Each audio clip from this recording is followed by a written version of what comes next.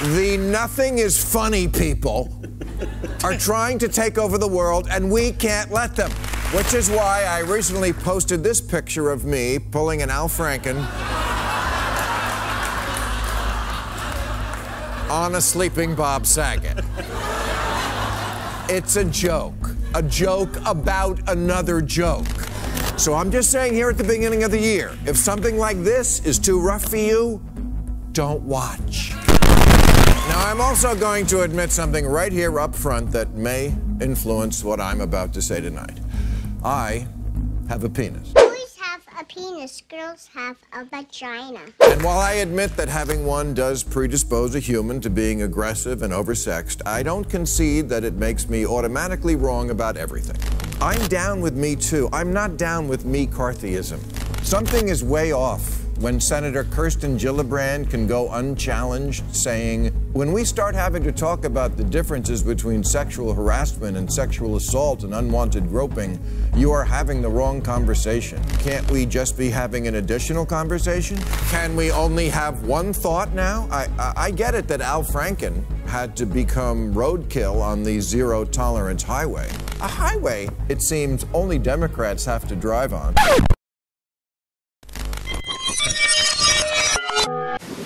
It depends upon what the meaning of the word is. Yeah. And then he got up and straightened himself, and I was crying at the moment. And he walks to the door and calmly puts on his sunglasses. And before he goes out the door, he says, "You better get some ice on that." And he turns and went out the door. On your lip. Yeah. Barney Frank, one of two openly homosexual members of Congress, acknowledged having used a male prostitute, whom he then hired as a personal employee. The man had keys to Frank's basement apartment on Capitol Hill. Frank paid him approximately $20,000 out of his own pocket to be his housekeeper and driver. But as first reported in today's Washington Times, the man was on probation for sex crimes and a drug conviction, and he ran a prostitution business out of Frank's home. Moses had a temper. Peter betrayed Jesus. I have Chappaquiddick. Moses had a temper, but he never left a girl at the bottom of the Red Sea. But do liberals really want to become the distinction deniers? The people who can't tell or don't want to see a difference between assault in a van and a back rub by the water cooler? Giving up on the idea that even bad things have degrees? That is as dumb as embracing the idea of alternative facts. Gave alternative facts. But we are supposed to be the conversation people. Justice requires weighing things. That's why Lady Justice is holding a scale and not a sawed-off shotgun. Yeah, you want to get shit done, you got to get it done yourself. Senator Gillibrand went on to say, you need to draw a line in the sand and say none of it is okay. Yes, agreed.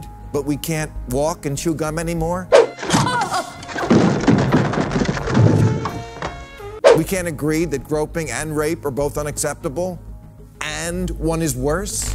Apparently not, because when Matt Damon said, there's a difference between patting someone on the butt and rape or child molestation, right?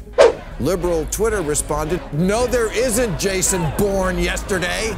Minnie Driver responded by saying, you don't get to tell women that because some guy only showed them their penis, their pain isn't as great as a woman who was raped. What? This is madness.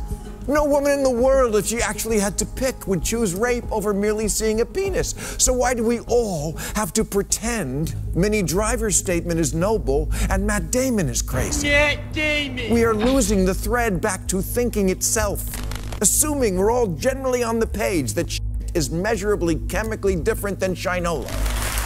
But it seems that now building blocks, basic building blocks of thought, like there are facts and things have degrees, are being tossed aside.